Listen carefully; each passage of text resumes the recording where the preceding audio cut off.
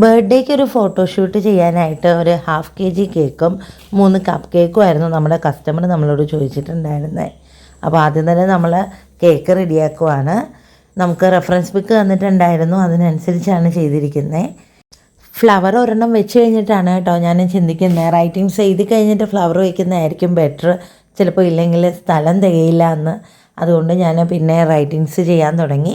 ഒരുപാട് ഇഷ്ടത്തോടു കൂടിയാണ് ഞാൻ എൻ്റെ ഓരോ കേക്കും ചെയ്യാറുണ്ടെങ്കിലും ഈ കേക്ക് എനിക്ക് കുറച്ചും കൂടി സ്പെഷ്യലാണ്. അതിന് ഒരു നോർമൽ ഡിസൈനൊക്കെ തന്നെ ആണെങ്കിലും എന്തുകൊണ്ടാണ് അത് സ്പെഷ്യലാണെന്ന് പറഞ്ഞതെന്നല്ലേ, അത് വേറൊന്നും കൊണ്ടല്ല, അതിൻ്റെ റൈറ്റിങ്സ് കണ്ടില്ലേ, ഹാപ്പി ബർത്ത്ഡേ ടു മീ.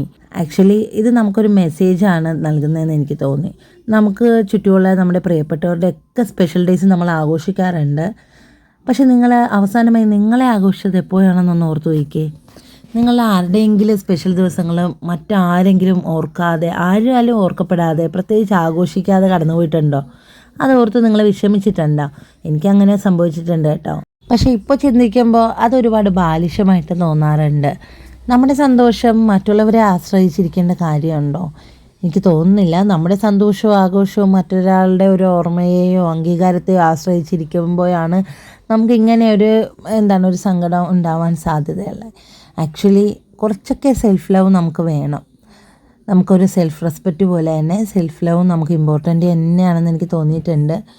നമ്മളെ സ്പെഷ്യൽ ഡേയ്സൊക്കെ നമ്മൾ തന്നെ ഒന്ന് ആഘോഷിക്കുക, നമുക്ക് ഇഷ്ടമുള്ള സ്ഥലത്തൊക്കെ ഒന്ന് യാത്ര പോവുക, നമുക്ക് ഇഷ്ടമുള്ള കാര്യങ്ങളൊക്കെ ചെയ്യുക, അങ്ങനെ സന്തോഷമായിട്ടിരിക്കുക.